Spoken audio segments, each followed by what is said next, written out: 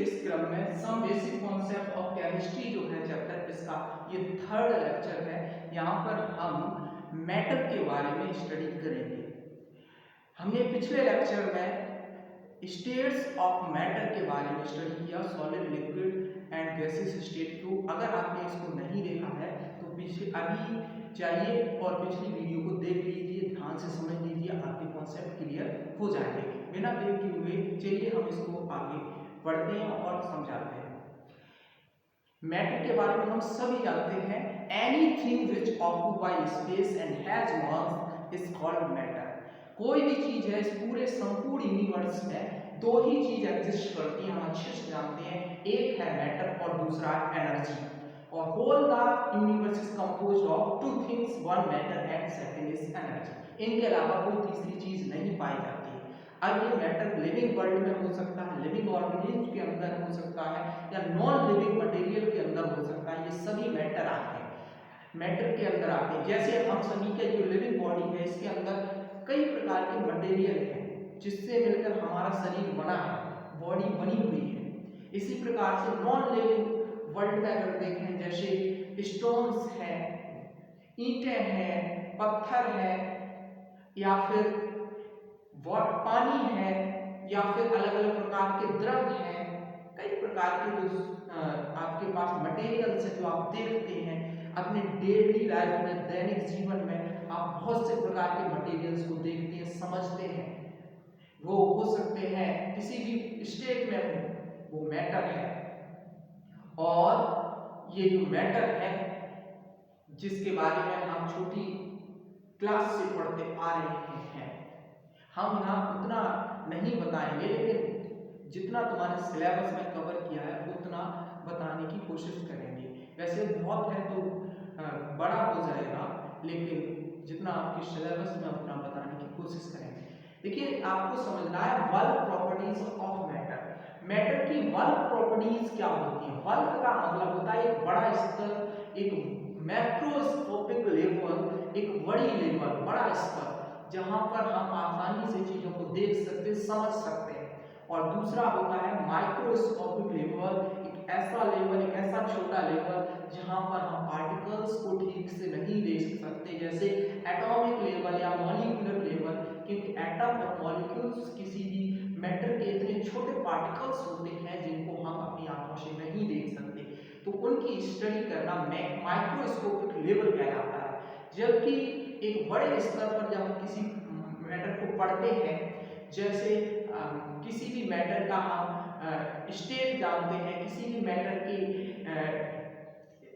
बारे में, जैसे उसका बॉइलिंग पॉइंट है, मेल्टिंग पॉइंट है, इन चीजों के बारे में जब हम पढ़ते हैं, ये सब वर्क प्रॉपर्टीज के अंदर आते हैं। यहाँ पर समझने वाली बात ये होगी, एक छोटे लेवल पर जो प्रॉपर्टी है, जैसे एटॉमिक लेवल पर प्रॉपर्टीज है और बल्क लेवल पर जो प्रॉपर्टी है, दोनों में बहुत अंतर होता है। बल्क का निर्माण कब होता है? ऐसे समझ लीजिए कि वाटर है, तो वाटर के अंदर छोटे छोटे कई सारे पार्टिकल्स होते हैं जिससे मिलकर ये बना होता है। एक वाटर के मॉलिक्यूल की प्रॉपर्टी किसी को गीला करने की प्रॉपर्टी नहीं होती है। अगर किसी भी एक वाटर के मॉलिक्यूल को कहीं पर रख दिया जाए, क्योंकि उतना छोटा होता है हम नहीं उसको देख सकते, उनके अंदर वेटिंग प्रॉपर्टी नहीं है। जबकि यही जब बिलियंस के रूप में एक साथ इकट्ठे होते हैं तो इनके अंदर एक प्रॉपर्टी आ जाती है गीला करने की, वेटिंग प्रॉपर्टी। वाटर किसी पर गिरता है तो गीला कर देता है, तो ये इसकी एक वर्क प्रॉपर्टी है। मैटर की, वाटर की एक वर्क प्रॉपर्टी है जो एक बल्क बड़े स्तर पर दिखती है। ऐसी बहुत सारी प्रॉपर्टीज हैं। बल्क प्रॉपर्टी के आधार पर अगर हम देखें तो मैटर को प्योर सब्सटेंसेस एंड मिक्सचर्स में क्लासिफाई किया गया है। तो प्योर सब्सटेंसेस क्या है, मिक्सचर्स क्या है, उस चीज को समझना जरूरी है बल्क लेवल पर। देखिए, यहां हम देख सकते हैं एट बल्क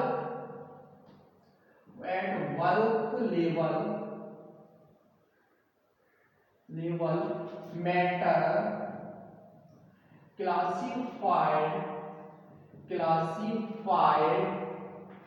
into 2 ways। दो नंबर एक इसका हम कर सकते हैं pure substances, pure substances। Number दो मिक्सचर्स, प्योर substances। नंबर दो मिक्सचर्स। प्योर सब्सटेंसेस क्या होते हैं? प्योर सब्सटेंसेस वो सभी सब्सटेंसेस होते हैं जो एक ही प्रकार के पार्टिकल से बने होते हैं।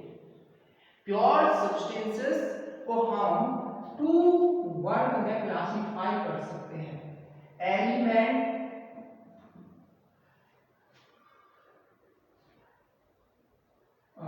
Elements and compounds.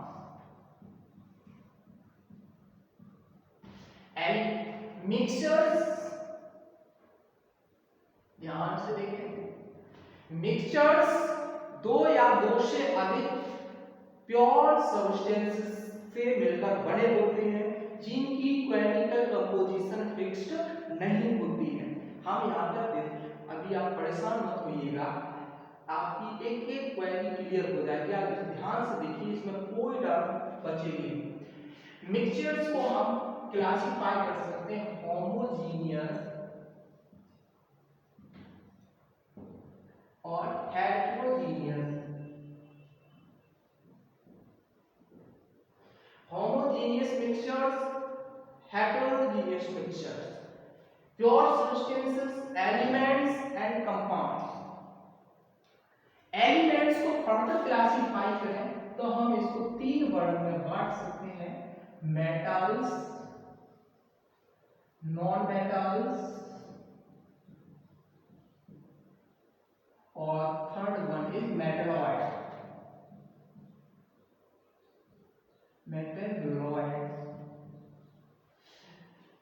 अब ये एलिमेंट्स की क्लासिफिकेशन है। कंपाउंड को अगर हम क्लासिफाई करें तो इसको हम दो में बांट सकते हैं। नंबर एक ऑर्गेनिक कंपाउंड, ऑर्गेनिक कंपाउंड्स, और नंबर दो है inorganic compound, inorganic compounds. Organic compounds, number दो इनऑर्गेनिक कंपाउंड्स। अगर होमोजेनियस मिक्सचर्स की बात करें तो इसको हम क्लासिफाई कर सकते हैं सॉल्यूशन। अगर हेटेरोजेनियस मिक्सचर्स की बात करें तो हम इसको क्लासिफाई कर सकते हैं कोलॉइड्स, कोलॉइड्स और सस्पेंशन।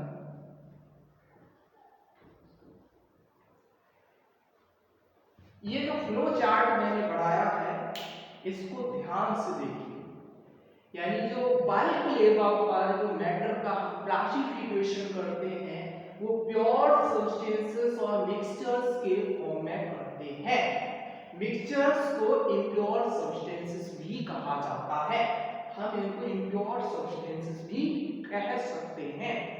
और एलिमेंट, अब प्योर सब्सटेंसेस की बात की जाए तो इसमें आपके एलिमेंट्स आ जाएंगे, कंपाउंड्स आ जाएंगे, ये दोनों ही प्योर के अंदर है। इनको फर्दर क्लासिफाई करें तो एलिमेंट्स मेटल्स में क्लासिफाई हो जाएंगे, नॉन मेटल्स में हो जाएंगे, मेटलॉइड्स में हो जाएंगे।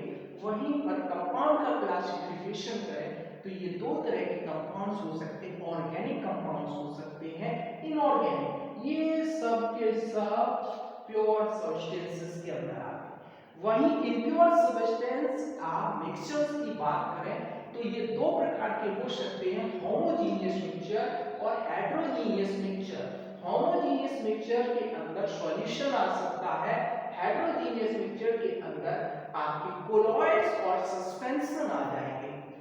तो ये है एक फ्लो चार्ट जिसमें किसी भी मैटर को हम बल्क लेवल पर क्लासिफाई कर सकते हैं।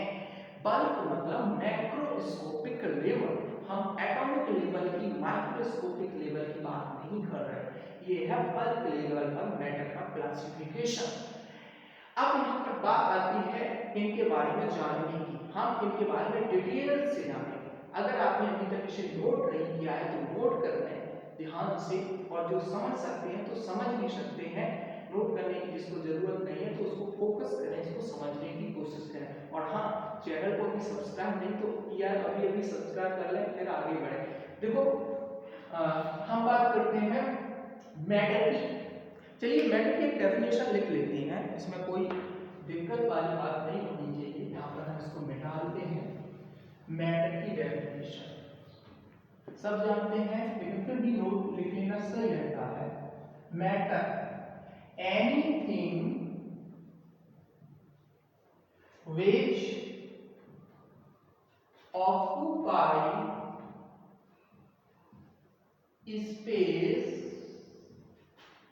and has mass is called matter। यहां पर इसके एग्जांपल्स लिख सकते हैं, जैसे क्या वाटर है जो हम पीते हैं, इसके अलावा ऑक्सीजन गैस है जिसको हम सांस में लेते हैं, इसके अलावा मीथेन गैस है जो सीएनजी गैस का सबसे बड़ा कंपोनेंट होता है, कंप्रेस्ड नेचुरल गैस। ये सब क्या मैटर बहुत से लिख सकते, मैंने ये लिख दिए हैं। कितने सारे मैटर, बड़ी लंबी श्रृंखला, ऐसा मैटर ही तो है जो हम देखते हैं चारों तरफ जो कुछ ना कुछ स्थान लेते हैं। अब इसमें मैटर के बारे में प्योर सब्सटेंसेस की डेफिनेशन लिखें तो प्योर सब्सटेंसेस में क्या हो जाएगा, प्योर सब्सटेंसेस। तो प्योर के अंदर क्या हो जाएंगे, those substances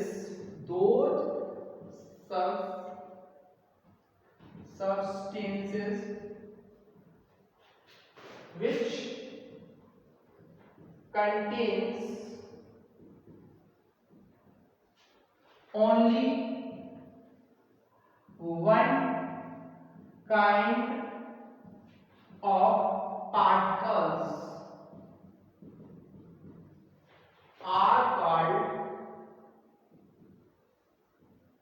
pure substances। Pure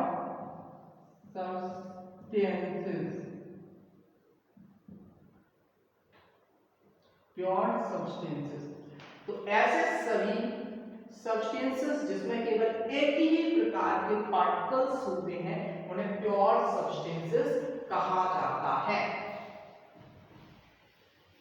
ध्यान से देखें और समझें। हम इसको उदाहरण के रूप में क्या लिख सकते हैं, इसके एग्जांपल के रूप में यहाँ पर हमने लिख दिया carbon dioxide, iron, sodium chloride,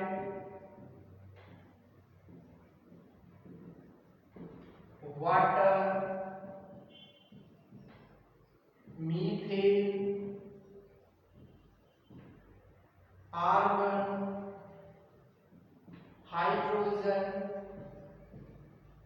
आप इसमें बहुत बड़ी सूची बना सकते हैं। हमने कुछ सब्सटेंसेस लिखे हैं जैसे कार्बन डाइऑक्साइड, आयरन है, सोडियम है, सोडियम क्लोराइड है, वाटर है, मीथेन है, आर्गन है, हाइड्रोजन है, ये सब प्योर सब्सटेंसेस हैं। क्यों है ये प्योर? क्योंकि ये सिर्फ और सिर्फ एक ही प्रकार के पार्टिकल्स के बने हैं, इनमें दो प्रकार के पार्टिकल्स नहीं है। कार्बन डाइऑक्साइड की अगर बात करें तो ये कार्बन डाइऑक्साइड सिर्फ और सिर्फ कार्बन CO2 पार्टिकल्स का बना है।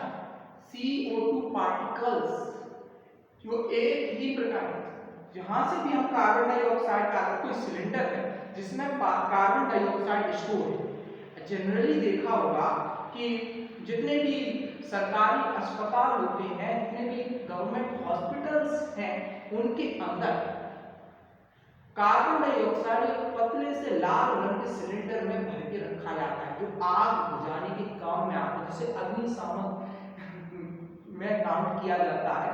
तो फायर एक्सटिंग्विशर के रूप में ये इस्तेमाल होता है कार्बन डाइऑक्साइड। यह केवल एक ही प्रकार के पार्टिकल्स का बना है, वो क्या है? CO2, कोई दूसरा पार्टिकल नहीं है। अब तुम सोच रहे होगे कि इसमें तो दो दिख रहे हैं, कार्बन और ऑक्सीजन। नहीं नहीं, ये दो हैं जरूर, पर ये इस प्रकार से आपस में जुड़े हैं, हम इनको अलग नहीं कर सकते। और अगर इन दोनों को अलग कर भी दिया तो कार्बन डाइऑक्साइड नहीं रहेगा। तो कार्बन डाइऑक्साइड का अस्तित्व ही इन दोनों की वजह से है। कार्बन और ऑक्सीजन की वजह से अगर इन्हीं को अलग कर देंगे तो वो कार्बन डाइऑक्साइड ही नहीं बचेगा। पर इनको अलग करना भी इतना आसान नहीं होता है, इसके लिए हमें बहुत ही जटिल प्रक्रियाएं, केमिकल प्रोसेस से गुजरना पड़ता है। देखिए, ये रहा इसका पार्टिकल कार्बन डाइऑक्साइड। इसी प्रकार से आयरन Fe है, केवल Fe पार्टिकल्स का बना है, जो एक ही प्रकार का पार्टिकल है Fe, जो लोहा है वो इससे बना। वाटर की बात करें, H2O। अब जो H2O है, इसके अंदर देख सकते हैं सिर्फ और सिर्फ H2O पार्टिकल्स ही होंगे। आप कहीं से भी वाटर ले लें, किसी भी सोर्स से वाटर ले लें, पानी बरसने वाला पानी हो, बारिश का पानी हो, जमीन से निकाला गया पानी हो, नदियों का पानी हो, समुद्र का पानी हो, किसी भी झील का पानी हो, या फिर किसी भी ग्लेशियर से पिघली हुई बर्फ का पानी हो, लेकिन उस पानी के जो कण होते हैं वो H2O ही होते हैं। पानी का अस्तित्व तो इस H2O से ही है। तो ये पानी का सबसे छोटा कण है। तो शुद्ध पानी को शुद्ध क्यों कहते हैं? क्योंकि जो पानी होता है सिर्फ H2O से ही बना होता है। अब फिर आप सोच रहे होंगे यहाँ पर हाइड्रोजन और ऑक्सीजन देखना, हाँ ये दो एलिमेंट हैं जिससे मिलकर ये बना है, परंतु वाटर का जो एग्जिस्टेंस है, वाटर जो है वो सिर्फ और सिर्फ हाइड्रोजन और ऑक्सीजन के आपस में इसे निश्चित रेशियो में जुड़े होने की वजह से ही है। अगर इनको अलग कर दिया जाएगा तो ये वाटर नहीं रहेगा। क्लियर हुआ होगा कि जो प्योर सब्सटेंसेस होते हैं वो एक ही प्रकार के पार्टिकल से बने होते हैं। इसी प्रकार हम एक उदाहरण, एक और एग्जांपल लेते हैं मीथेन का, CH4। जो मीथेन गैस होती है इसे मार्स गैस के नाम से भी जाना जाता है, और अक्सर ये धान के खेतों से ज्यादा मात्रा में निकलती है, कंबस्टिबल गैस होती है, और यह ऑक्सीजन के साथ जल जाती है और बर्निंग होने की वजह से काफी ज्यादा मात्रा में एनर्जी भी प्रोड्यूस करती है, कार्बन डाइऑक्साइड का निर्माण करती है। हालांकि हम उसकी रिएक्शन के बारे में नहीं बता रहे, अब आ गया तो मैंने बोल दिया। लेकिन यहाँ पर देखने वाली बात क्या, ये मीथेन जो है कार्बन और हाइड्रोजन दो प्रकार के तत्वों से, दो प्रकार के एलिमेंट से बना, हाँ बना है, लेकिन इसका सबसे छोटा कण CH4 ही है। ये इसका मॉलिक्यूल है हाइड्रोजन मीथेन का CH4। अगर इसको अलग कर दिया जाए तो मीथेन नहीं रहेगा, तो इसका सबसे छोटा मॉलिक्यूल हो गया CH4, मीथेन गैस इसी की बनी हुई। इसी प्रकार से आर्गन है, आर्गन का सिंबल है Ar। ये एक एलिमेंट है जो Ar रूप में पाया जाता है, एक प्रकार की इनर्ट गैस है। तो ये भी एक ऐसा सब्सटेंस है, इनर्ट गैस है, जो केवल आर्गन एटम्स की बनी है, इसमें कोई दूसरे एटम्स नहीं, एक एलिमेंट है ये। वही हाइड्रोजन की बात करें H2 के रूप में, हाइड्रोजन गैस ये एक ही प्रकार के H2 मॉलिक्यूल्स की बनी होती है। यहाँ पर अगर बात करें तो ये एक एलिमेंट है, ये कंपाउंड नहीं है, और केवल हाइड्रोजन एलिमेंट का बना है। यहाँ मैंने जितने एग्जांपल ये मिक्स में लिए, कुछ एलिमेंट है वही कुछ कंपाउंड है, जो आप समझ पाए इसको ठीक से ध्यान से देखो। H2O, CO2, CH4, इन तीनों में क्या दिख रहा है आपको? इन तीनों में दो एलिमेंट हैं अलग अलग, या hydrogen oxygen, carbon oxygen, carbon hydrogen, ये कंपाउंड्स हैं। यहाँ पर ये देखो हाइड्रोजन, केवल हाइड्रोजन एटम्स की बनी है, ये एक एलिमेंट। आयरन है, केवल आयरन एटम्स का बना है, ये भी एलिमेंट है। आर्गन, ये केवल आर्गन एटम्स का बना है, ये भी एलिमेंट है। ये तीन आपके सामने जो दिख रहे हैं ये सब क्या है? ये एलिमेंट है। ये जो तीन आपको दिख रहे हैं ये क्या है? कंपाउंड्स हैं। आपके लिए हुआ होगा एलिमेंट्स और कंपाउंड्स के बारे में जो आपकी क्वेरी होगी वो सॉल्व हुई होगी, जो आपकी समस्या होगी अब नहीं बचेगी। तो प्योर सब्सटेंसेस के अंदर आती है दोनों ही, चाहे एलिमेंट हो या कंपाउंड, जो एक ही प्रकार के पार्टिकल से बने होते हैं। एक ही प्रकार का पार्टिकल का मतलब होता है इनका सबसे छोटा फॉर्म जिस रूप में ये एग्जिस्ट करते हैं। अब जैसे वाटर है, वाटर का सबसे छोटा फॉर्म H2O है, कार्बन डाइऑक्साइड का CO2 है, मीथेन का CH4 है, हाइड्रोजन गैस का H2 है, आयरन Fe के फॉर्म में, आर्गन Ar के फॉर्म में। तो ये सब क्या है? ये सब प्योर सब्सटेंसेस। क्लियर हुआ होगा। इसी प्रकार अब अभी भी कुछ दिक्कत होगी तो आगे क्लियर हो जाएगा, लेकिन आप इस पर फोकस बनाए रखिएगा तो उम्मीद करता हूँ आपकी कोई समस्या नहीं बचेगी, सब क्लियर हो जाएगा। तो प्योर सब्सटेंसेस हो गए ये आपके। इसके बाद हम आगे डिस्कस करते हैं प्योर सब्सटेंसेस के अंदर एलिमेंट्स। तो इसको मिटा देते हैं, लिखते हैं प्योर सब्सटेंसेस के अंदर जो आता है आपका एलिमेंट। अब ये एलिमेंट्स क्या होते हैं? Elements,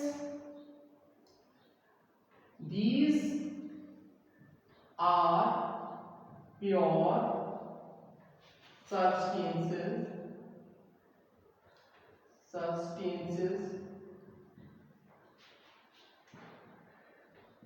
made up of only one kind of atoms। ये प्योर सब्सटेंसेस होते हैं जो केवल एक ही प्रकार के एटम्स से बने होते हैं, एलिमेंट। अभी हमने बताया एग्जांपल्स क्या है इसके? एग्जांपल्स इसके हैं हाइड्रोजन गैस है, ऑक्सीजन गैस है, नाइट्रोजन गैस है, ये सब क्या है? एलिमेंट है। इसी प्रकार से सल्फर है, एसिड के रूप में पाया जाता है, पकड़ रिंग स्ट्रक्चर इसका होता है, क्या है? एलिमेंट का सॉलिड स्टेट में पाया जाता है, गैस स्टेट में पाया जाता है, एलिमेंट गैसेस फॉर्म में, ये सॉलिड में पाया जाता है।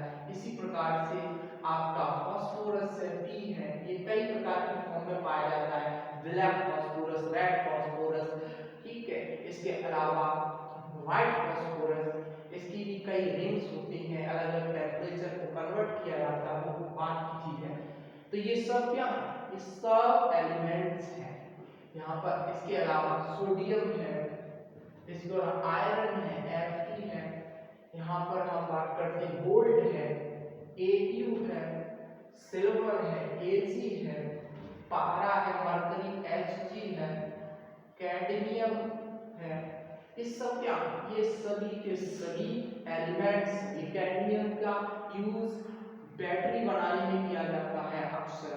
और जो लेड स्टोरेज बैटरी के बारे में सुना होगा वो थोड़ी हार्मफुल होती है। अब कैडमियम की वाली बैटरी आती है, ये भी एक एलिमेंट है, ये भी एक एलिमेंट, ये सभी एलिमेंट हैं जो केवल एक ही प्रकार के एटम से बने होते हैं।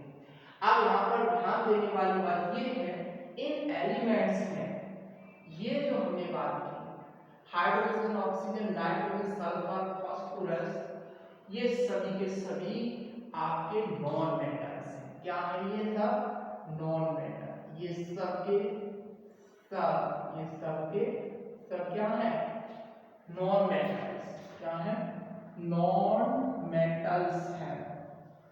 और यहां पर अगर हम बात करें sodium, iron, gold, silver, mercury, cadmium, ये सब क्या है, मेटल्स हैं।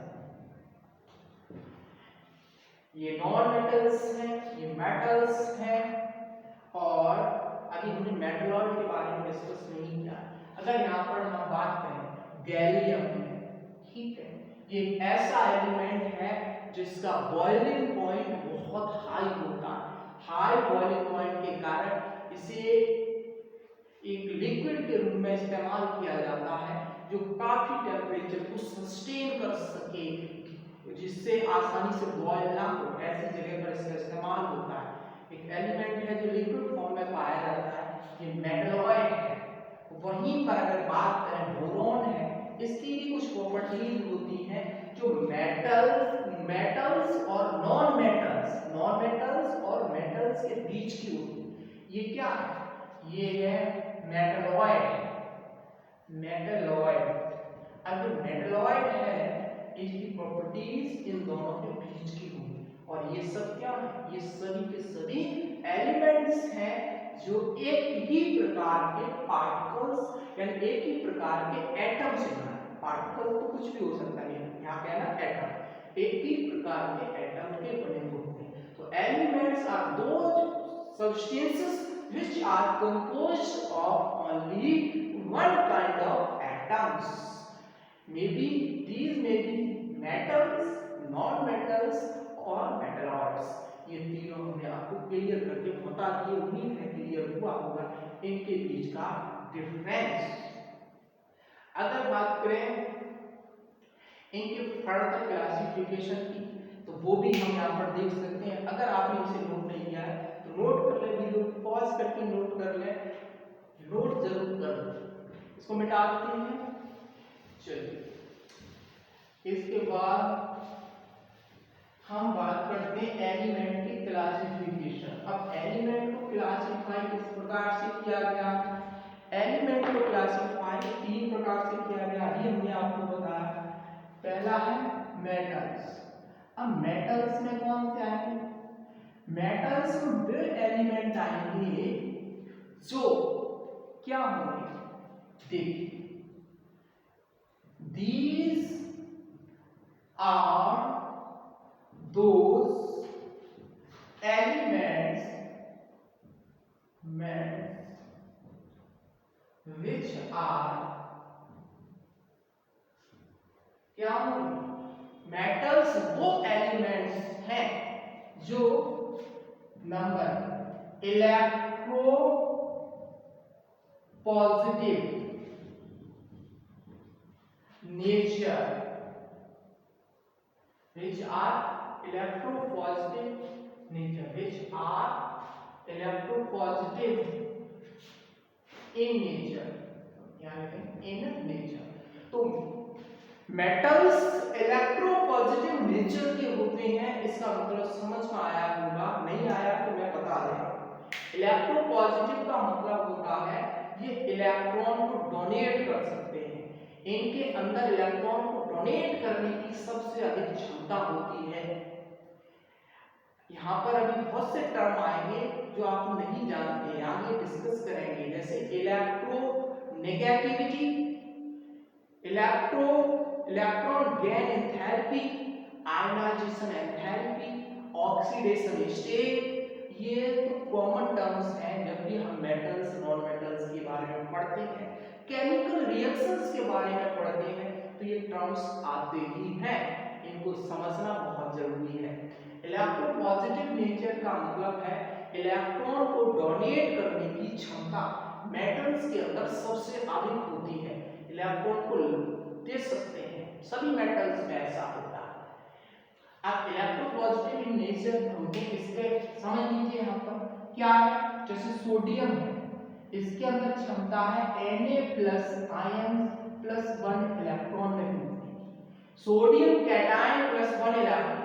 इसी प्रकार से अगर हम बात करें कॉपर की, Cu की, इसकी टेंडेंसी होती है Cu +2 इलेक्ट्रॉन, जिंक की बात करें, ये की भी प्रॉपर्टी होती Zn plus 2 ions plus 2 electrons.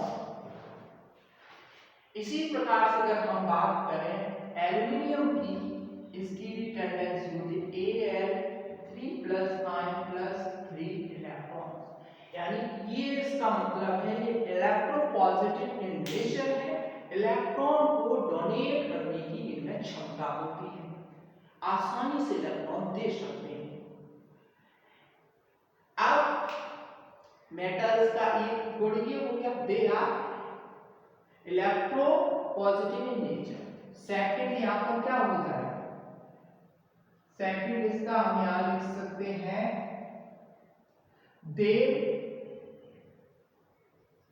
Have high value of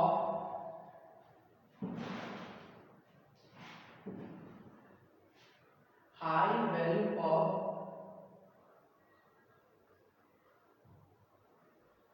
sorry, चलिए यहाँ पर क्योंकि ये टॉपिक तुम्हारे मतलब का है, हम ये जब थर्ड चैप्टर में पढ़ेंगे तब बताएंगे। Ionisation enthalpy, electron gain enthalpy, electron affinity, इनके बारे में। लेकिन यहाँ पर ये समझ लीजिए जो मेटल्स होते हैं इनके अंदर high value electron gain enthalpy जो होती है उसको समझना होगा। देखिए यहाँ पर इलेक्ट्रॉन को हम स्किप करते हैं क्योंकि ये जो टॉपिक था ये जो इसी से रिलेटेड है कहीं ना कहीं। देखिए हमने आपको बताया metals are electropositive in nature, इस प्रकार से इलेक्ट्रॉन को आसानी से दे सकते हैं। दूसरे पॉइंट में हम इसको लिख सकते हैं लो वैल्यू ऑफ आयोनाइजेशन। अब इनकी लो वैल्यू आयोनाइजेशन होने के कारण आसानी से इलेक्ट्रॉन को डोनेट कर देते हैं। इनको थोड़ी सी एनर्जी मिल जाए बस इलेक्ट्रॉन इनकी आउटर मोस्ट सेल से रिलीज हो जाएगा और कैटायन बना लेगा। लो वैल्यू आयोनाइजेशन होता है, low value of ionisation enthalpy. अब ये एंथैल्पी शब्द आपको समझ में नहीं आ रहा होगा, बस इतना समझ लीजिए एक एनर्जी का टर्म है एंथैल्पी, जिसको हम थर्मोडायनेमिक्स में पढ़ते हैं स्टेट फंक्शन के रूप में। जब हम थर्मोडायनेमिक्स पढ़ाएंगे तो स्टेट फंक्शन को डिस्क्राइब करेंगे डिटेल में कि डिफरेंट स्टेट पर जब किसी भी मैटर की जो स्टेट बदल दो उसी पर इनकी वैल्यू डिपेंड करती है, पाथ पर डिपेंड नहीं करती किस पाथ को कवर करके ये गए हैं। स्टेट फंक्शंस होते हैं, एक्चुअल में ये एनर्जी टर्म ही है, आप इसको एनर्जी ही मान लो। लो यानी कि आयनाइजेशन एनर्जी है वो वेरी लो होती है मेटल्स की, आसानी से ये इलेक्ट्रॉन को डोनेट कर सकते हैं। अगला टर्म हम क्या लिख सकते हैं, थर्ड टर्म हम इसका लिख सकते हैं इनकी positive oxidation state, oxidation state यानी ये पॉजिटिव ऑक्सीडेशन स्टेट शो करेंगे +1 +2 +3 इस प्रकार से ये शो करेंगे। मेटल्स के अंदर ये नेचर होता है पॉजिटिव ऑक्सीडेशन स्टेट को शो करने का। समझ में आया होगा। अगला टर्म हम यहां पर लिख सकते हैं मेटल्स के बारे में। मेटल्स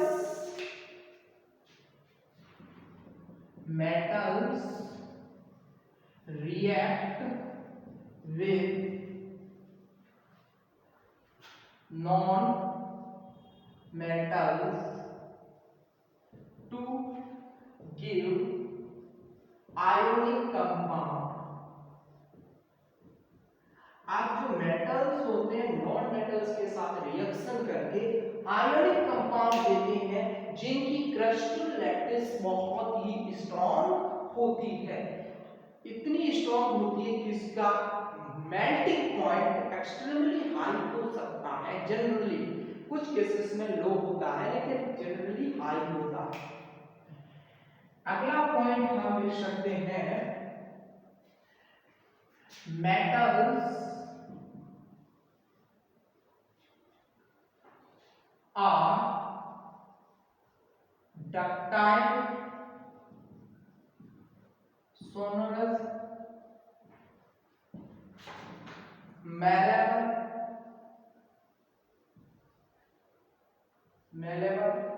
तो मेटल्स जो होते हैं डक्टाइल, डक्टाइल नेचर के होते हैं, सोनरस होते हैं, मेलेबल होते हैं। ये पता, क्योंकि नॉन मेटल्स में ऐसा गुण नहीं होता, क्योंकि अगर किसी भी मेटल को हम खींचें तो उसको पतले तारों में बदल सकते हैं। ये तो कॉमन सी चीज है। जितनी इलेक्ट्रिसिटी के वायर्स हैं, जैसे हमने देखा होगा कि सील्ड वायर आदि जो घरों में तार आते हैं, उनके अंदर एक रेड कलर का कॉपर का वायर होता है। कॉपर एक मेटल है, तो उसकी इस डक्टाइल नेचर के कारण से पतले तार में बदला गया। इसी प्रकार से अगर बात करें और इसके बारे में, तो सबसे ज्यादा डक्टिलिटी गोल्ड में होती है। गोल्ड को बहुत पतले तारों में कन्वर्ट किया जा सकता है, लेकिन ये नेचर सभी मेटल्स के अंदर होता है, डक्टाइल। सोनरस का मतलब है जब भी किसी हार्ड सरफेस से मेटल टकराते हैं तो एक रिंगिंग साउंड प्रोड्यूस करते हैं, जिसे के कारण से सोनरस कहते हैं। जैसे जब क्लास में आप बैठते हैं, जब पीरियड ऑफ होता है, अगला पीरियड लगता है, तो बेल बजती है, तभी आपको पता लगता है। तो ये मेटल की होती है जनरली। अब तो इलेक्ट्रॉनिक भी आ सकती है, टेक्नोलॉजी के साथ साथ बदलाव हो रहा है, लेकिन जनरली जो बेल होती है वो मेटल की होती है, उस पर एक हथौड़े से मार किया जाता है तो बजती है। सोनरस होता है जब भी किसी हार्ड सरफेस से टकराते हैं तो रिंगिंग साउंड प्रोड्यूस करते हैं, बनाते हैं। मेलेबल का मतलब ये है, इनको जब किसी हथौड़े से पीटा जाए तो पीट कर एक पतली सी चादर में इनको थिन लेयर में कन्वर्ट किया जा सकता है मेटल्स को, जो इनका एक विशेष गुण होता है, स्पेशल नेचर होता है मेटल के अंदर। अगर बात की जाए मेटल की सबसे इंपोर्टेंट चीज छूट रही है, मेटल जो होते हैं good conductor of heat and electricity. जो मेटल होते हैं अपने अंदर से आसानी से हीट को फ्लो कर देते हैं, इलेक्ट्रिसिटी को फ्लो कर देते हैं, क्योंकि इनकी जो क्रिस्टल लैटिस होती है उसमें डिलोकलाइज्ड इलेक्ट्रॉन्स की कोई कमी नहीं होती है। इलेक्ट्रॉन्स फ्रीली मूव करते हैं कि क्रिस्टल लैटिस के अंदर, मेटल की क्रिस्टल लैटिस के अंदर इलेक्ट्रॉन फ्रीली मूव कर सकते हैं, और इसलिए हीट और एनर्जी या इलेक्ट्रिसिटी को आसानी से फ्लो होने देते हैं मेटल्स। अब कोई भी मेटल्स हो वो गुड कंडक्टर हीट और इलेक्ट्रिसिटी का तो होगा ही। अभी हमने बात की सबसे ज्यादा डक्टाइल मेटल कौन सा है, गोल्ड। सबसे ज्यादा सोनरस मेटल कौन सा है, आपको बताना है, क्वेश्चन है, कमेंट करके आप बताइएगा। सबसे ज्यादा मेलेबल मेटल कौन सा है, सबसे ज्यादा मेलेबल, ये भी मैंने अभी बताया था, सबसे ज्यादा मेलेबल मेटल है गोल्ड। तो गोल्ड के अंदर ये प्रॉपर्टी है, good conductor of heat and electricity. तो सबसे ज्यादा good conductor of heat and electricity में आपका सिल्वर मेटल रखा गया, क्योंकि इसकी रेजिस्टिविटी सबसे लो होती है। लो वैल्यू ऑफ रेजिस्टिविटी जितने भी एलिमेंट्स हैं उनकी निकाली गई तो कॉलम में सबसे कम है सिल्वर की। लेकिन सिल्वर एक कॉस्टली एलिमेंट है, इसका आभूषण, ज्वेलरी या फिर कुछ स्पेशल जगह पर इस्तेमाल होता है। इसका कंडक्टर के रूप में वायर बनाने के लिए इस्तेमाल नहीं करते हम, इसका कॉस्टली एलिमेंट होने के कारण। तो इसके बाद दूसरे नंबर पर आता है कॉपर। कॉपर का हम यूज करते हैं इलेक्ट्रिकल वायर बनाने में। थर्ड नंबर पर एल्युमिनियम आता है, उसका इस्तेमाल होता है। फिर इस प्रकार से एक सीरीज बनी हुई है अलग अलग रेजिस्टेंस या रेजिस्टिविटी या कंडक्टिविटी के आधार पर इन मेटल्स का हम यूज करते हैं। तो मेटल्स की जो कंडक्टिविटी है वो अच्छी मानी गई है, अच्छी होती है। और इसका एक उदाहरण देख सकते हो, हीट के गुड कंडक्टर कैसे होते हैं? किसी भी लोहे की पदार्थ को आप जब सर्दियों में छूते हैं तो आप अचानक से हटा लेते हैं, आपको ठंडा लगता है। क्यों? क्योंकि आपके अंदर की जो गर्मी है, जो ऊष्मा है, बहुत तेजी से आयरन के अंदर फ्लो हो जाती है, जिससे आपका हीट लॉस तेज हो जाता है। उस स्थिति में आपको सर्दी लगती है। और वहीं पर आपने देखा होगा प्लास्टिक की कोई मटेरियल है, चेयर है, पर बैठने पर आपको इतनी सर्दी नहीं लगेगी। जब किसी लोहे से बनी वस्तु या किसी मेटल से बनी वस्तु को आप छूते हैं तो आपको बहुत ठंडा महसूस होता है। कारण क्या? क्योंकि metal good conductor of heat and electricity है, इसके अंदर आसानी से हीट फ्लो हो जाता है हमारी बॉडी का, और हीट लॉस तेज होने के कारण, फास्ट होने के कारण हमें ठंडा महसूस होता है, एक्सट्रीमली कोल्ड महसूस होता है। अब समझ गए होंगे मेटल की ये गुड, इनकी रिएक्शंस हैं बहुत सारी। हम यहाँ पर कोई बहुत डिटेल में नहीं पढ़ रहे हैं क्योंकि चैप्टर ही है some basic concept of chemistry. तो इसमें हम उन सभी कॉन्सेप्ट को बारीकी से थोड़ा थोड़ा पढ़ेंगे, और जब उनकी चैप्टर स्पेशल को पढ़ेंगे तो डिटेल में जानेंगे। तो ये था मेटल के बारे में कुछ। हाँ, एक चीज हम और बता दें तुम्हें कि हमारी जो पीरियोडिक टेबल है, उस पीरियोडिक टेबल के अंदर मेटल्स ही सबसे ज्यादा पाए जाते हैं। सबसे ज्यादा जो एलिमेंट है वो मेटल्स ही है, जिसमें ऐसे हमारी पीरियोडिक टेबल की एस ब्लॉक ये पूरी मेटल्स की ही है। इसी प्रकार से डी ब्लॉक ये भी मेटल्स के, एफ ब्लॉक ये भी पूरा मेटल्स की। ये तीन ब्लॉक पूरी मेटल्स की ही बनी है हमारी पीरियोडिक टेबल में। केवल और केवल पी ब्लॉक ही है जो इसमें तीनों प्रकार के एलिमेंट पाए जाते हैं। इसके अंदर मेटल्स भी है, नॉन मेटल्स भी है, मेटलॉइड्स भी है। केवल पी ब्लॉक के अंदर ऐसा, बाकी तीनों ब्लॉकों में मेटल्स, नॉन मेटल्स और मेटलॉइड की कोई जगह नहीं, सिर्फ और सिर्फ मेटल्स ही इनमें पाया जाता है। तो ये वाला ब्लॉक कॉमन है, इनमें alkali metal, alkaline earth metal आते हैं। मैं कुछ पॉइंट्स बोल दे रहे, सुन लो, डिटेल में नहीं बता रहे, जब समय आएगा तो बताएंगे। डी ब्लॉक के अंदर ट्रांजिशन मेटल्स आते हैं जिनकी ऑक्सीडेशन स्टेट वेरिएबल करती है। क्यों करती है? कौन कौन से फैक्टर हैं जिन पर इनकी ऑक्सीडेशन स्टेट डिपेंड करती है, जब डी ब्लॉक को पढ़ेंगे तो बताएंगे।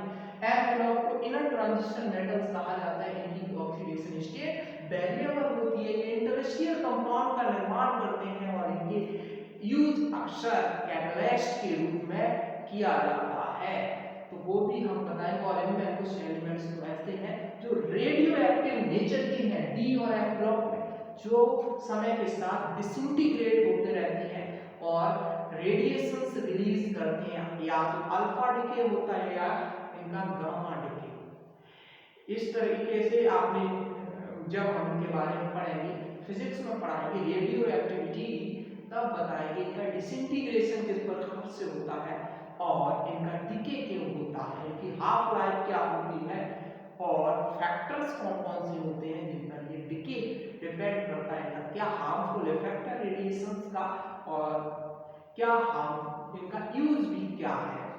फिलहाल कई ना कई ये चीजें हैं जो आगे विस्तार से पढ़ी जाएंगी, लेकिन आपको यहाँ समझना था मेटल्स के बारे में। तो मेटल्स की ही एक श्रृंखला है जो इन ब्लॉक के अंदर पाई जाती है, एस, डी और एफ। पी ब्लॉक में कुछ मेटल्स भी है, नॉन मेटल है और मेटलॉइड भी है। तो मेटल्स के बारे में उम्मीद है आपको क्लियर हो गया होगा।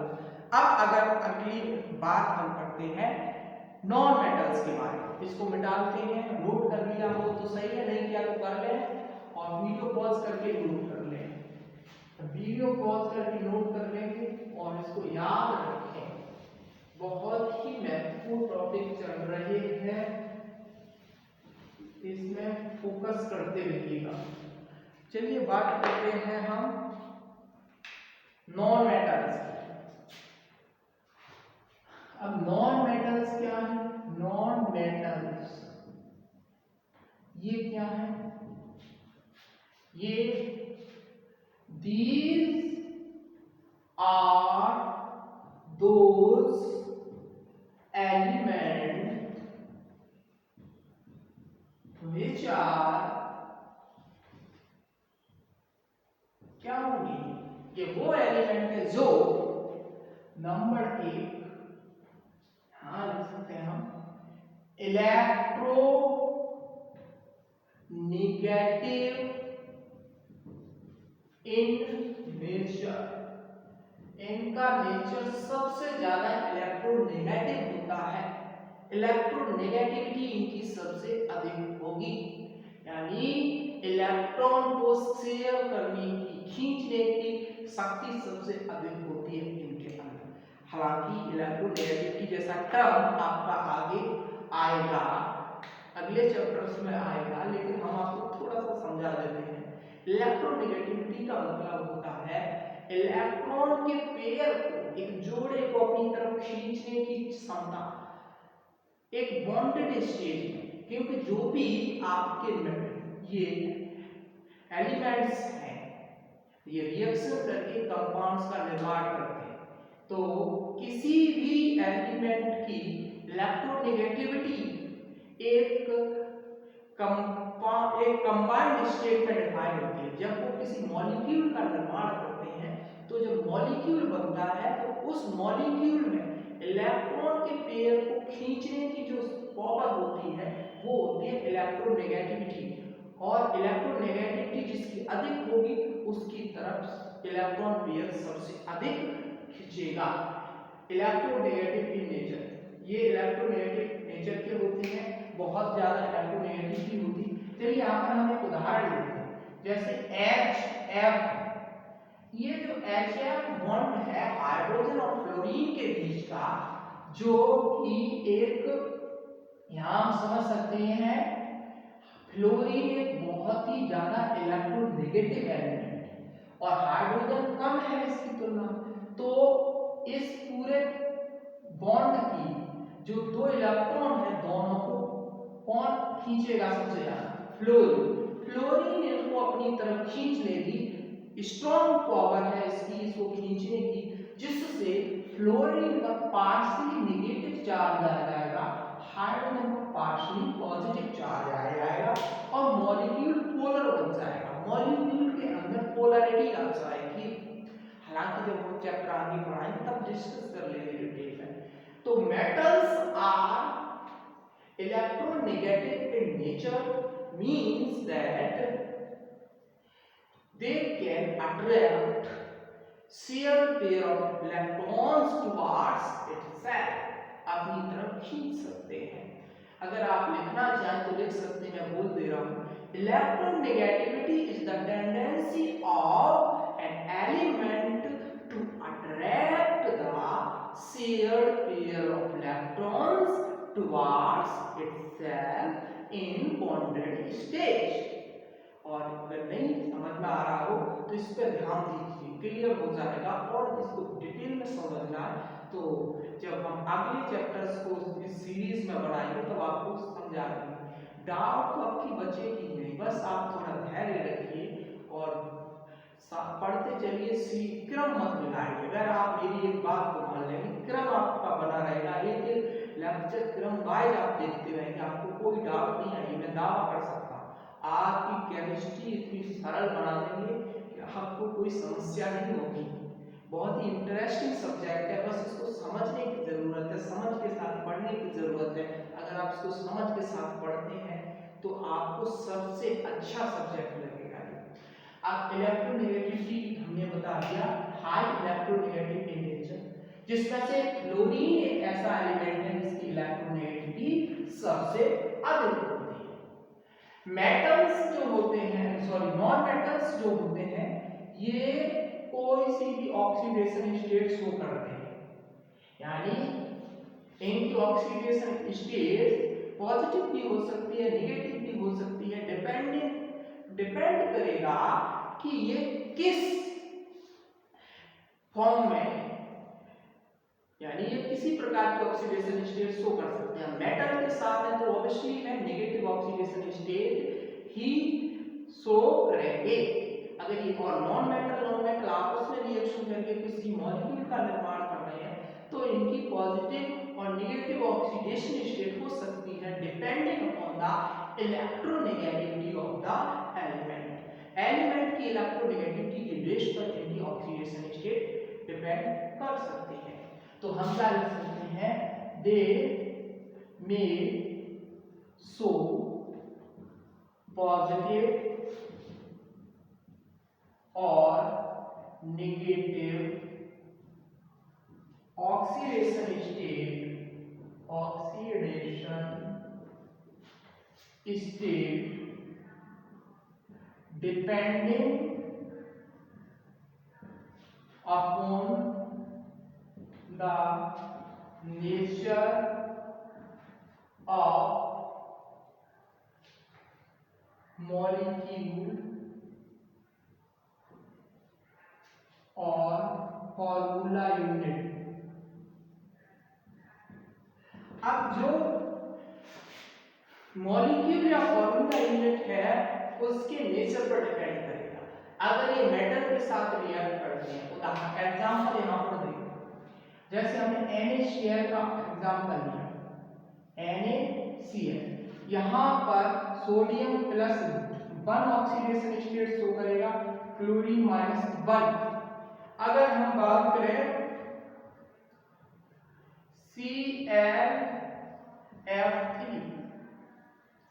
यहां पर क्लोरीन -1 करेगा, क्लोरीन +3 ऑक्सीडेशन स्टेट शो करेगा। तो ये क्या है, क्लोरीन के साथ नेगेटिव ऑक्सीडेशन स्टेट शो कर रहा है, जबकि इस मॉलिक्यूल में पॉजिटिव ऑक्सीडेशन स्टेट शो कर रहा है।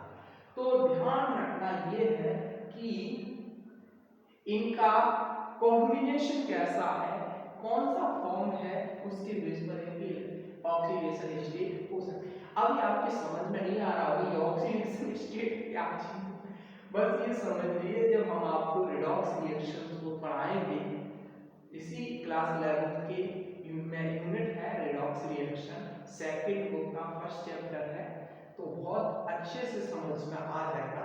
बिना ऑक्सीडेशन स्टेट के आप केमिकल रिएक्शन को नहीं समझ सकते। केमिकल रिएक्शन को समझने के लिए इसका कॉन्सेप्ट जरूरी है, और इसके बेस पर हम कंपाउंड की फॉर्मेशन समझते हैं, कंपाउंड कैसे बनते हैं। फिलहाल समझिए ये सब इलेक्ट्रोनेगेटिविटी के बेस पर डिसाइड हो रहा है। अब अगला है, हम लिख सकते हैं थर्ड पॉइंट, नॉन मेटल्स के बारे में। ये तुमने आप हमारे क्लास 9 10 में नहीं पढ़ेंगे, अलग है। क्लास 9 10 में आपने पढ़ा होगा non metals are brittle in nature, यानी क्या पढ़ा है, दे, ठीक है, आर ब्रिटल इन नेचर। अगर इन्हें हथौड़े से तोड़ा जाएगा, हथौड़ा मारा जाएगा इनका, तो ये मेटल की तरह पतली शीट में नहीं चेंज होंगी, ये पतली शीट में नहीं बन सकते, ये टूट टूट के कई टुकड़े में कन्वर्ट हो जाएंगे, ब्रिटल होती है नेचर की। जैसे सल्फर है, गंधक तो सुना ही, उसको तोड़ो पीले रंग की होती है और धमाके में रख के उसको धमाका किया जाता है गंधक, वो सल्फर है, तोड़ो टुकड़े हो जाते हैं। मेटल की तरह को हथौड़ा मार के सीट में नहीं बदला जा सकता है, और ये कैसे होते हैं, ब्रिटल इन नेचर, यानी टूट जाते हैं हथौड़ा मारने से। और क्या होता है, इनका किसी भी स्टेट में पाए जाते हैं, found in any of 3 state, किसी भी स्टेट में मिल सकते हैं, जैसे हाइड्रोजन, ऑक्सीजन, ये किस स्टेट में पाए जाते हैं, ये गैस स्टेट में पाए जाते हैं, नॉन मेटालिक तो है। अगर बात करें लिक्विड स्टेट, ब्रोमीन है, लिक्विड स्टेट में पाया जाता है ब्रोमीन। अब वही बात करें सॉलिड स्टेट की, तो सॉलिड स्टेट में भी कई प्रकार के नॉन मेटल्स जो पाए जाते हैं, जैसे ब्रोमीन है, ये एक ऐसा नॉन मेटल है जो लिक्विड स्टेट में। अब यहाँ बात करें हम सल्फर है, फास्फोरस है, आयोडीन है, ये क्या है, ये सॉलिड स्टेट में पाए जाने वाले नॉन मेटल है। सल्फर हो गया, फास्फोरस हो गया, आयोडीन हो गया, ये सॉलिड स्टेट में पाए जाते हैं। आयोडीन एक ऐसा नॉन मेटल है ये सबलाइन होता है, यानी अगर इसे गर्म किया जाए तो सीधे ही सॉलिड स्टेट से वेपर स्टेट में चला जाएगा सब्लिमेशन प्रक्रिया के थ्रू। तो सब्लिमेशन प्रोसेस इसमें चलती है, सीधे ही directly solid to gas without going into the liquid state, ये ऐसा करता है। तो ये हो गए प्रॉपर्टी 3 जो आपने पढ़ा है, किसी भी स्टेट में पाए जा सकते हैं, वोलेटाइल नेचर के होते हैं, और ये किसी भी कलर के हो सकते हैं, जनरली इनमें चमक नहीं होती है, they have no specific, they have no specific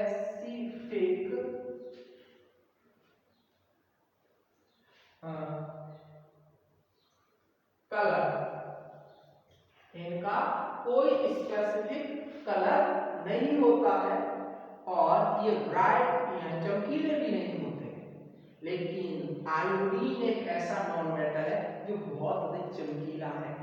पर हम जो बात कर रहे हैं ज्यादातर मोस्ट ऑफ नॉन मेटल की बात कर रहे हैं, ज्यादातर जो नॉन मेटल होते हैं चमकीले नहीं होते हैं, परंतु आयोडीन इनमें बहुत ही विशेष चमक होती है आयोडीन के अंदर, बाकी में नहीं होती। और आयोडीन तो बहुत महत्वपूर्ण नॉन मेटल है, ये कंपोनेंट है थायरॉक्सिन हार्मोन्स, जो थायरॉक्सिन ग्लैंड होती है हमारे गले में, जो थायरॉक्सिन हार्मोन रिलीज करती है, उसमें ये बहुत कंपोनेंट होता है। इसकी कमी की वजह से आपको गैटर रोग हो सकता है, गला फूल के बाहर आ सकता है। बहुत इंपॉर्टेंट मटेरियल है, आयोडीन नमक खाने की सलाह दी जाती है। अब ये जो रहा हमने आपको बता दिया, स्पेसिफिक इनका कलर नहीं होता है नॉन मेटल्स का, और नॉन मेटल्स होते हैं, नॉन मेटल आपस में रिएक्शन करके जनरली कोवलेंट कंपाउंड का निर्माण करते हैं। अगली प्रॉपर्टी हम यहाँ लिख देते हैं, जो नॉन मेटल है आपस में रिएक्शन करके, 5वीं प्रॉपर्टी, नॉन मेटल और नॉन मेटल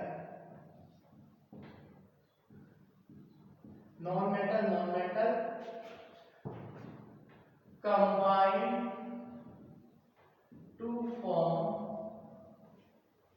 covalent compound,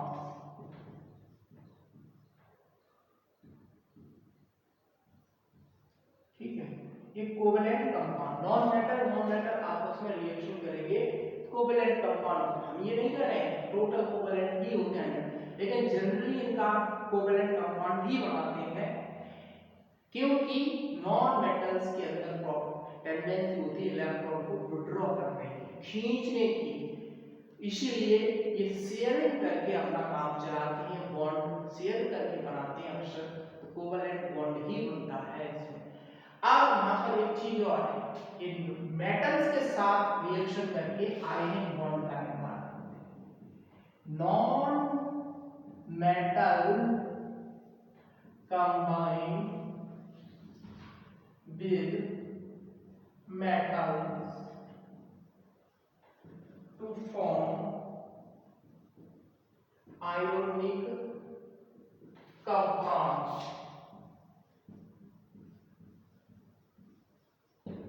ये आयनिक कंपाउंड्स का हम बात करेंगे अक्सर, जैसे यहाँ पर देख लेते कुछ नॉन मेटल जैसे H2O है, किससे बना है? हाइड्रोजन और ऑक्सीजन से बना है, दोनों ही नॉन मेटल है। ये कैसा कंपाउंड है? एक कोवलेंट कंपाउंड। कार्बन डाइऑक्साइड किससे बना है? कार्बन और ऑक्सीजन से बना है, दो नॉन मेटल से। कैसा compound? Covalent compound. Sulphur dioxide किससे बना है? सल्फर और ऑक्सीजन से बना है, कैसा कंपाउंड है? कोवलेंट कंपाउंड है। इसी प्रकार से मीथेन गैस है CH4, कार्बन और हाइड्रोजन से बना, और कार्बन कैसा है? कार्बन एक non metal, hydrogen non metal है, इसलिए कोवलेंट कंपाउंड। यहाँ पर देख सकते हैं नॉन मेटल और मेटल के बीच की रिएक्शन, जैसे NaCl है, यहाँ पर KBr है, ये सब क्या है? NaCl sodium chloride, potassium bromide. ये सोडियम क्लोराइड में sodium metal, chlorine non metal, इन दोनों को मिलने से बना कंपाउंड सोडियम क्लोराइड, जिसे हम कॉमन सॉल्ट कहते हैं। अक्सर खाने में इसका इस्तेमाल रोज होता है। किस चीज में? ये क्या एक प्रकार का कोवलेंट कंपाउंड नहीं है, जबकि क्या है? ये प्रकार का आयनिक कंपाउंड। ये KBr पोटेशियम ब्रोमाइड है, पोटेशियम मेटल है, ब्रोमीन नॉन मेटल है, कैसा कंपाउंड बना है? आयनिक कंपाउंड बना है। ये आयनिक बॉन्ड है, और आयनिक कंपाउंड के जो मेल्टिंग बॉइलिंग पॉइंट होते हैं वो एक्सट्रीमली हाई हो सकते हैं कंपेयर टू कोवलेंट कंपाउंड, इनके बॉन्ड की तुलना। ये इलेक्ट्रोकेमिकल, जब हम केमिकल बॉन्डिंग पढ़ाएंगे अगला 4th चैप्टर में पढ़ाएंगे, तो उसमें आप लेक्चर्स में समझ पाएंगे कि इनके बीच में बॉन्ड फॉर्मेशन कैसे होता है, इनका boiling point, melting point high क्यों होता है। इलेक्ट्रोवैलेंट बॉन्ड में ऐसी क्या वजह है जिसके कारण कंपाउंड की जो क्रिस्टल लैटिस होती है काफी मजबूत होती है, उनकी लैटिस एंथैल्पी बहुत हाई होती है, जिसके कारण हाइड्रेशन एंथैल्पी भी कभी उसको ओवरकम नहीं कर पाती किसी किसी केसेस में, वो भी हम आपको बताएंगे। देखो ये तो समझ में आ ही गया होगा, नॉन मेटल्स के कुछ नेचर्स हैं, गुण हैं, जो हमने आपको बता दिए हैं। इसी क्रम में अगला यहाँ पर हम समझ सकते हैं, non metals are poor conductor of heat and electricity. लिख सकते हैं non metals are poor conductor of heat and electricity. Heat और इलेक्ट्रिसिटी के पुअर कंडक्टर होते हैं, इनकी इलेक्ट्रिकल रेजिस्टेंस या इलेक्ट्रिकल रेजिस्टिविटी बहुत हाई होती है। इसके कारण है कि इनके इलेक्ट्रॉन्स फ्री नहीं होते हैं, इलेक्ट्रॉन्स फ्री नहीं है इलेक्ट्रिसिटी को कैरी करने के लिए, इलेक्ट्रिकल चार्ज इनके अंदर से फ्लो नहीं कर सकता, इलेक्ट्रिक फील्ड सेट नहीं हो पाती इनके अंदर, इनका डाइलेक्ट्रिक कांस्टेंट बहुत हाई होता है। High dielectric constant, insulating power high होने के कारण ये इलेक्ट्रिसिटी को अपने अंदर से फ्लो नहीं होने देते। फिजिक्स में हम डाइलेक्ट्रिक्स के बारे में पढ़ेंगे, जब फर्स्ट चैप्टर में पढ़ेंगे, कैपेसिटेंस के बारे में जब पढ़ेंगे, effect of dielectric on capacitance, तो कैपेसिटेंस पर डाइलेक्ट्रिक्स का क्या इफेक्ट है, बहुत सारी चीजें फिजिक्स में पढ़ाई जाएंगी, लेकिन फिलहाल इसका देखिए। तो नॉन मेटल्स बैड कंडक्टर होते हैं हीट एंड इलेक्ट्रिसिटी के, इनके अंदर से कभी भी इलेक्ट्रिसिटी पास नहीं। इसीलिए जो प्लास्टिक होती है, हालांकि प्लास्टिक कोई नॉन मेटल नहीं, एक प्रकार का एक मिक्सचर कंपाउंड है जो बनाए गए हैं आजकल कई प्रकार के कंपोनेंट से मिलकर, हम बात कर रहे हैं नॉन मेटल की। जैसे गैसेस होती हैं, गैसों के अंदर कभी भी इलेक्ट्रिसिटी फ्लो नहीं कर सकती, कारण है gases bad conductor of heat and electricity. लेकिन इनका डाइलेक्ट्रिक कांस्टेंट जब टूट जाए, इंसुलेटिंग पावर अगर हाई इलेक्ट्रिक फील्ड कभी कभी जनरेट कर दी जाए इनके सराउंडिंग में, तो इसकी इंसुलेटिंग पावर ब्रेक हो जाती है। उस कंडीशन में ये इलेक्ट्रिकल कंडक्टर बन जाते हैं। परंतु ये नॉर्मल कंडीशंस में अक्सर क्या हमेशा ही ये बैड कंडक्टर होते हैं, इनके अंदर से कभी इलेक्ट्रिसिटी फ्लो नहीं करती है। लेकिन एक्सट्रीम कंडीशन की बात अलग है।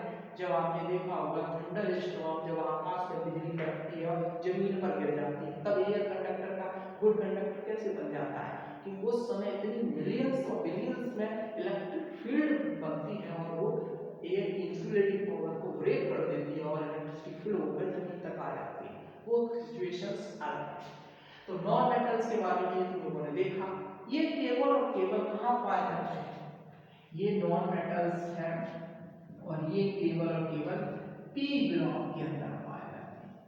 P block of periodic table. Periodic table, periodic table की पी ब्लॉक के अंदर ही ये पाए जाते हैं। इनकी संख्या लिमिटेड है, बहुत ज्यादा नहीं है मेटल्स की तरह से। इसके बारे में ऐसे प्रॉपर्टी तो बहुत सारी है, जब हम चैप्टर आगे आएंगे तब डिस्कस करेंगे। फिलहाल इसकी प्रॉपर्टी को इतना ही समझ लीजिए, नोट कर लीजिएगा, और आगे जब हम लेक्चर बनाएंगे उससे जुड़े रहिएगा। सीरीज मत तोड़िए, आपकी सारी क्लियर हो जाएंगे, डाउट नहीं बचेगी कोई भी। अब अगले क्रम में हम बात कर लेते हैं मेटलॉइड। चलिए मेटलॉइड्स के बारे में हम बात करते हैं।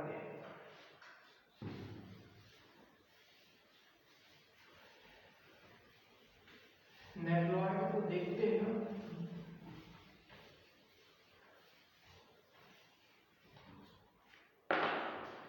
Metalloid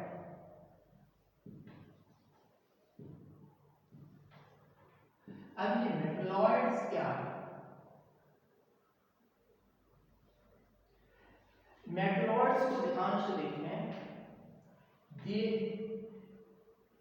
they are those elements whose properties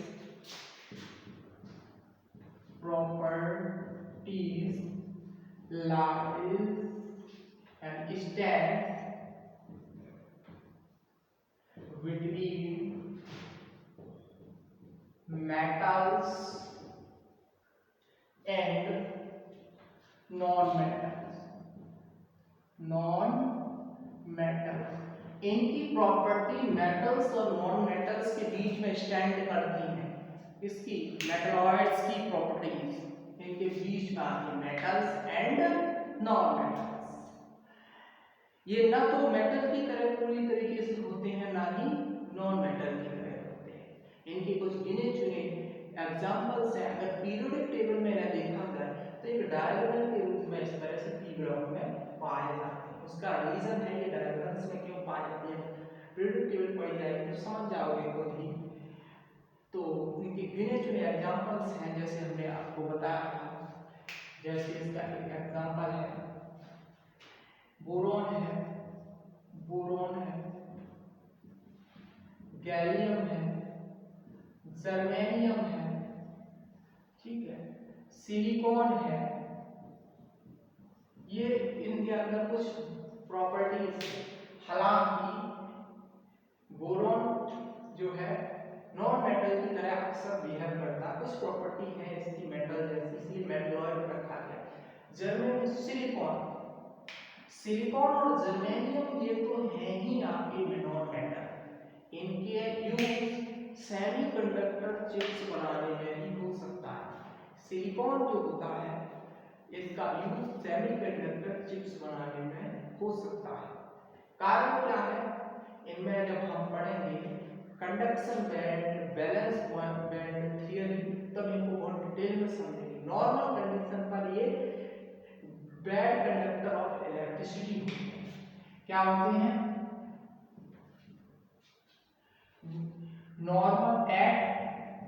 normal condition of temperature and pressure. Normal condition of temperature and pressure, they are bad conductor of electricity, heat and electricity, heat and electricity. Normal conditions पर temperature pressure के लिए bad conductor है heat और electricity की, लेकिन जब temperature बढ़ा दिया जाता है on increasing temperature they become good conductor of heat and electricity. On increasing temperature they become good conductor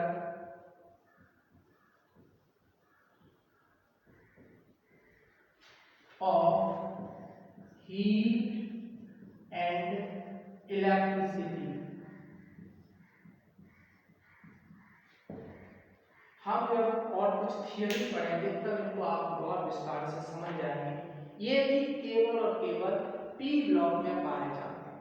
अगला पॉइंट हम इनका लिख सकते हैं, ये भी पीरियोडिक टेबल की पी ब्लॉक के अंदर ही पाए जाते हैं। थर्ड यहाँ पर हम लिख सकते हैं, दे occur in P block of periodic table. Periodic table की पी ब्लॉक की पीरियोडिक टेबल में यानी पीरियोडिक टेबल में पी ब्लॉक में ये पाए जाते हैं डायगोनल्स के रूप में। इनकी प्रॉपर्टीज की बात की जाए तो इनका किसी के साथ मिक्स करके किसी विशेष रूप में यूज करने में इसका इस्तेमाल होता है, प्योर फॉर्म में कम ही इस्तेमाल होते हैं ये।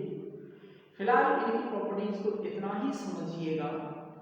और ये रहे आपके एलिमेंट्स, मेटल्स, नॉन मेटल्स और मेटलॉइड, जिसके बारे में हमने आपको डिस्कस करके ब्रीफली आपको समझा दिया। बहुत ज़्यादा तो नहीं है, पर इतने पॉइंट्स अगर आपको क्लियर होंगे तो सफिशिएंट है मेटल्स और नॉन मेटल मेटलॉइड को समझने के लिए। और ये तीनों ही एलिमेंट के रूप हैं जिसमें कोई एलिमेंट पाया जाता है, और एलिमेंट प्योर सब्सटेंसेस का ही एक प्रकार है। प्योर सब्सटेंसेस का दूसरा प्रकार क्या था? कंपाउंड। तो उस कंपाउंड को अब हम समझ लेते हैं, प्योर सब्सटेंसेस का दूसरा। देखिए बोर्ड में देखिएगा, ये बहुत ही महत्वपूर्ण लेक्चर है। यहाँ पर हम प्योर सब्सटेंसेस को पूरी तरीके से क्लियर कर देना चाहते हैं। यहाँ पर जो आपका कंपाउंड है उसको और देख लीजिए, इम्प्योर सब्सटेंसेस का अगला लेक्चर बना देंगे, उसमें आप देख लीजिएगा। लेकिन प्योर सब्सटेंसेस को इसी लेक्चर में समझना है, कंपाउंड को और समझ लीजिएगा। उसके बाद हम मिक्सचर्स वाला अगला लेक्चर बना देंगे, उसमें आप देख लेना। चलिए देखते हैं, हम बात करते हैं मिक्सचर, यहाँ पर कंपाउंड्स।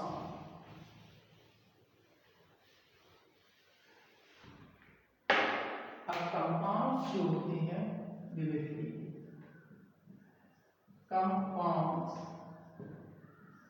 अब ये जो कंपाउंड है इसको हम क्या कैसे देखा? प्योर substances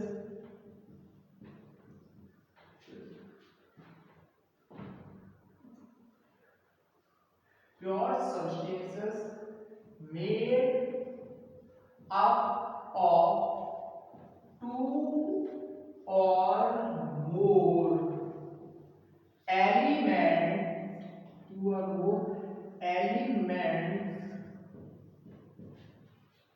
chemically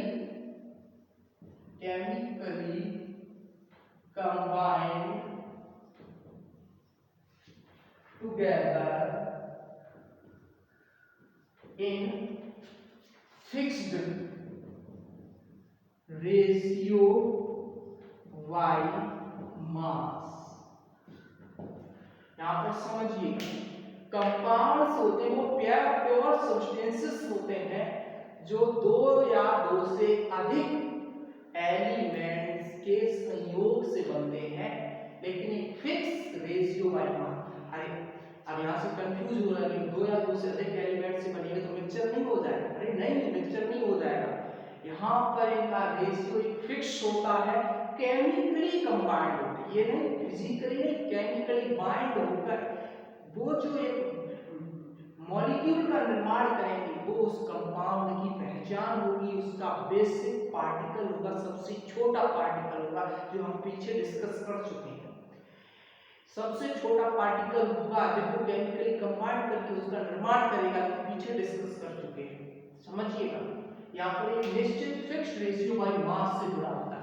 जैसे यहाँ पर हम बात करते हैं H2O, यहाँ पर हाइड्रोजन का मास 2 यूनिट और ऑक्सीजन का मास 16 यूनिट कंबाइन होता है, यानी 2 यूनिट हाइड्रोजन का मास 16 यूनिट यहाँ पर ऑक्सीजन का मास जब आपस में कंबाइन होता है तो हाइड्रोजन का H2O का निर्माण होता है, जल का निर्माण होता है, और जो कि एक कंपाउंड है।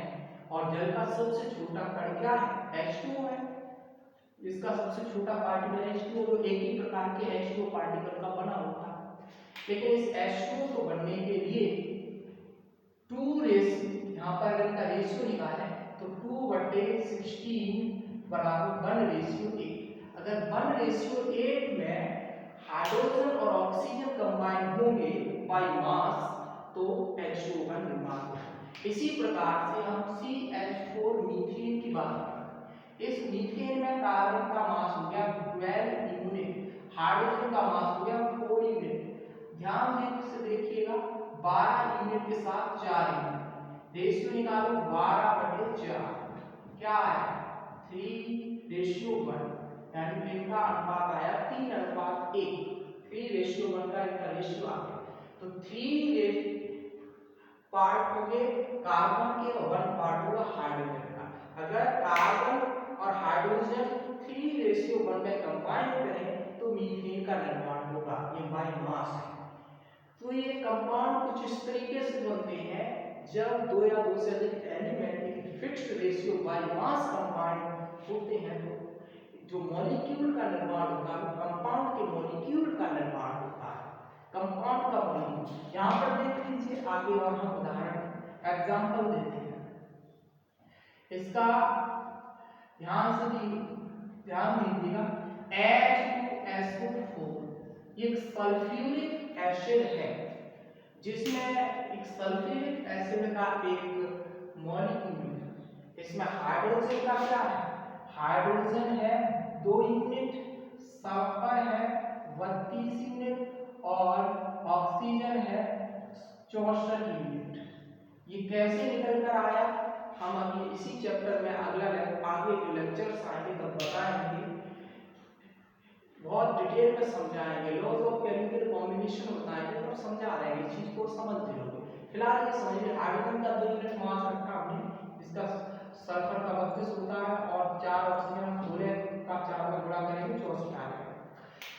इनका रेशियो क्या होता है 2, अब यहाँ से डिवाइड करो, 2 से तो डिवाइड हो जाएगा, तो 1:16:32, यानी इस रेशियो में अगर हम कंबाइन करें किसको, 1:1 में हाइड्रोजन को, 16 में सल्फर को और 32 में ऑक्सीजन को, अगर ये कंबाइन करते हैं इसी रेशियो में बाय मास, तो सल्फ्यूरिक एसिड का एक मॉलिक्यूल बनेगा।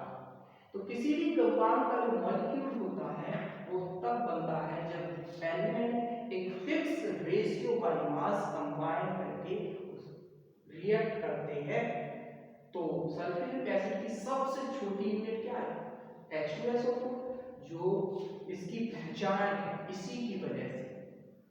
सल्फ्यूरिक एसिड के सभी पार्टिकल्स H2SO4 ही होंगे, क्योंकि सल्फ्यूरिक एसिड जो है वह एक कंपाउंड है। समझ में आ गया? मिक्सचर में ऐसा नहीं होता है। मिक्सचर को बढ़ाएंगे आगे अगले लेक्चर में, अगली सीरीज में, तो समझ जाओगे। इस कंपाउंड को समझ लीजिए। अब ये जो कंपाउंड्स हैं ये दो प्रकार के हो सकते हैं। Compounds made of two types को मिटाते हैं। कौन कौन से हो सकते हैं? देखिए, ये कंपाउंड दो तरह के हो सकते हैं। पहला है नंबर एक, इनका हो सकता है ऑर्गेनिक कंपाउंड, और नंबर दो हो सकता है inorganic compounds. Inorganic compounds, organic compounds, inorganic compounds, इनको समझिएगा। ऑर्गेनिक कंपाउंड्स वो कंपाउंड्स होते हैं जो हाइड्रोजन यानी हाइड्रोकार्बन्स या उसके डेरिवेटिव्स के रूप में होते हैं। इस चीज को जब और आगे हाइड्रोकार्बन पढ़ोगे तो समझ लोगे। ये अक्सर लिविंग बॉडी के अंदर पाए जाते थे, लेकिन आज के समय में इन कंपाउंड्स को लेबोरेटरी में बनाना भी आसान है। Organic compounds generally found in living system. जितने भी लिविंग वर्ल्ड में जितने भी लिविंग ऑर्गेनिज्म्स हैं उनके अंदर जो भी कंपाउंड्स अक्सर बनते हैं ऑर्गेनिक कंपाउंड उन्हीं में बनते हैं। लेकिन आजकल लेबोरेटरी में भी इनको बनाया जा सकता है, बना रहे 95% ऑर्गेनिक कंपाउंड बना पा रहे। पहले तो ऐसी थियरी मानी जाती थी कि ऑर्गेनिक कंपाउंड को बाहर बना ही नहीं सकते हैं, केवल लैब में ही पाए जा सकते हैं, मतलब सॉरी लिविंग ऑर्गेनिज्म्स की बॉडी में ही पाए जा सकते, लेबोरेटरी में नहीं बना सकते प्रयोगशाला। जबकि इनऑर्गेनिक कंपाउंड्स क्या है? ये लिविंग वर्ल्ड से हटके हैं, जो लिविंग वर्ल्ड के लिविंग ऑर्गेनिज्म्स के शरीर में नहीं बनते थे, ये कहीं भी बन सकते हैं, बाहर बन सकते हैं और अक्सर पाए जाते हैं। यानी organic compounds hydrocarbon and their derivative, hydrocarbon and there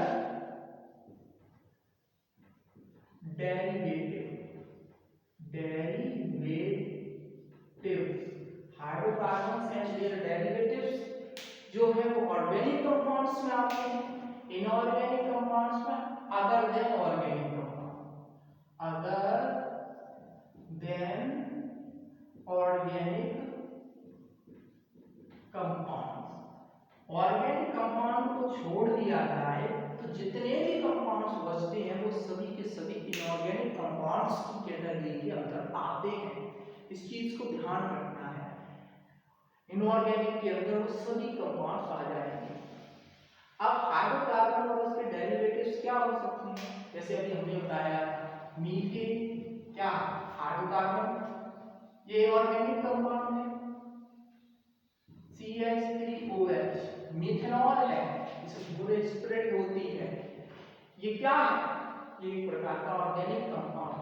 phenol है, नेफ्थलीन है, ये सब ऑर्गेनिक कंपाउंड्स हैं। इनऑर्गेनिक कंपाउंड्स कौन कौन से होंगे? यहाँ पर आप देख सकते हैं H2SO4 सल्फ्यूरिक अम्ल है,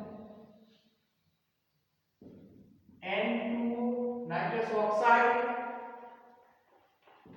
HCl हाइड्रोक्लोरिक अम्ल, NaCl है कॉमन सॉल्ट है, CaCO3 है कैल्शियम कार्बोनेट, CaOH का bolt wash, calcium hydroxide, lime water जिसको कहते हैं, ये सब क्या है?